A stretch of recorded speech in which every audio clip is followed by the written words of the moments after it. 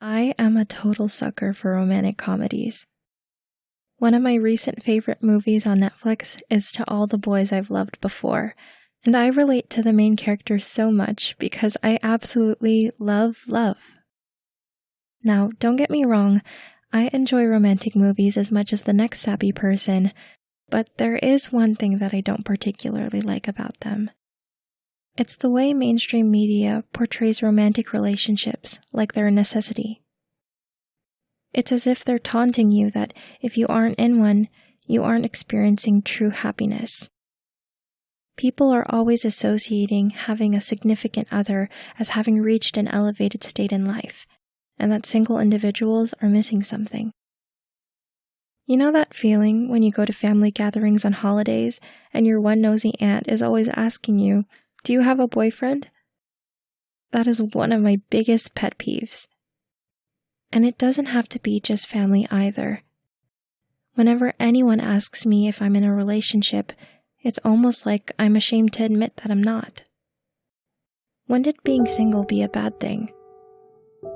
Why does the default response for "I don't have a boyfriend" turn into "It's okay, you'll find one eventually"?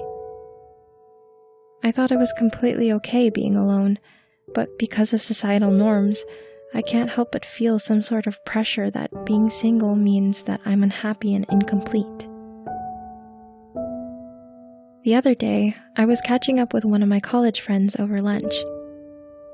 I had expressed to him that I had never been in a long-term relationship, and he confided in me that he was going through a breakup at the time. After exchanging a couple words for a while, he eventually told me, "You know, Jem, I'm kind of jealous of you." I was baffled. "Why do you say that?" I asked. He said, "Because you have the time and the space to get to know yourself without the influence of another person in your life. Being in a relationship can be a beautiful thing, but my ex and I have been together for so long that I'm not really sure who I am without her anymore." I paused to process his words. I never thought of it that way. I never thought that being single for so long would be a coveted position, but apparently it was. But everything he said to me was true. Despite being alone, I wasn't lonely. I had me. This was something I'd known long before, but my conversation with my friend was a perfect reminder that the longest and most important relationship that you will ever have in your life is with yourself.